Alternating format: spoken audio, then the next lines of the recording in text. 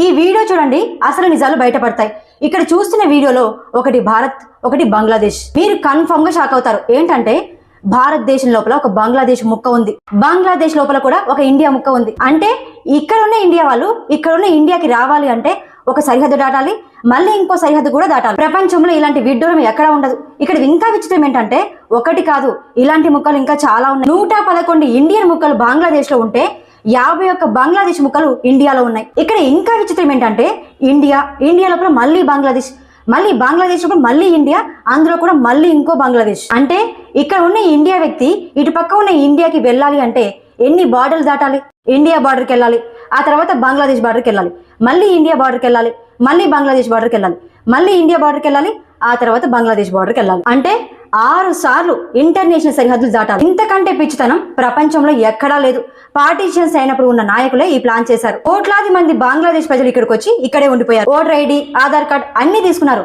లక్షలాది మంది బంగ్లాదేశ్ ప్రజలు అస్సాం వెళ్లి అస్సాం మాదే అంటున్నారు. అస్సాం, యూపీ, బెంగాల్, ఉత్తరప్రదేశ్ మొత్తం వాళ్ళే. విచిత్రం ఏంటంటే ఇక్కడ ఎలక్షన్ జరిగితే వీళ్ళు ఎలా ఓట్లు వేస్తారు? ఒకవేళ ఇక్కడ ఉన్న వాళ్ళకి కరెంటు ప్రాబ్లం వస్తే ఏ ప్రభుత్వం తీర్చాలి? ఇక్కడ ఉన్న వాళ్ళకి పవర్ ప్రాబ్లం వస్తే ఏ ప్రభుత్వం తీరుస్తుంది? ఇదేదో కల్పితం కదండి. అమెరికాలో ఉండే వాషింగ్టన్ పోస్ట్ చేసింది యాక్చువల్ ప్రూఫ్. ఇది కూడా అసలైన మ్యాపే. ఎంత కాలం నుండి అనుకుంటున్నారు? 68 ఇయర్స్ స్టూపిడిటీ. కేవలం ఓట్ బ్యాంకింగ్ కోసమే.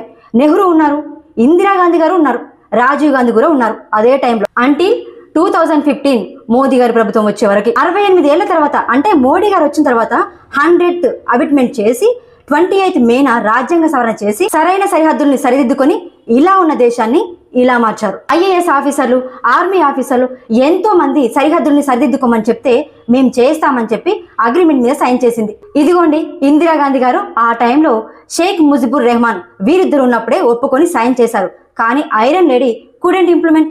2015లో మోదీ గారు రాగానే వెంటనే మోదీ గారు, హసీనా అండ్ ప్రతిపక్ష నాయకురాలు మమతా బెనర్జీ గారి ఆధ్వర్యంలోనే అగ్రిమెంట్ చేశారు అండ్ అమలు కూడా చేశారు. ఇంకో ముఖ్యమైన విషయం చెప్తానండి. మహారాష్ట్రలో అంబేద్కర్ గారు పోటీ చేస్తే ఆయన ఉండొద్దని చెప్పి కావాలని పక్కకు తప్పించారు. జోగేంద్రనాథ్ మండల్ అనే వ్యక్తి ఒక ఎస్సీ చెందిన వ్యక్తి, ఆయన కాంగ్రెస్ పార్టీకి వ్యతిరేకంగా ఉండే వ్యక్తి. కానీ జెస్సోర్ అనే ప్రాంతంలో ఆల్రెడీ ఒకసారి గెలిచారు. మళ్ళీ ఆయన గెలుస్తాడు అని కన్ఫర్మ్ గా క్లారిటీ ఉంది. అయితే ఈ జోగేంద్రనాథ్ మండల్ అనే వ్యక్తి ఆయన సీట్ ని అంబేద్కర్ గారికి త్యాగం చేశాడు. మదన్ మోహన్ మాలవ్య గారి సపోర్ట్ తో జోగేంద్రనాథ్ మండల్ చేసిన త్యాగం వల్ల అంబేద్కర్ గెలిచేశాడు.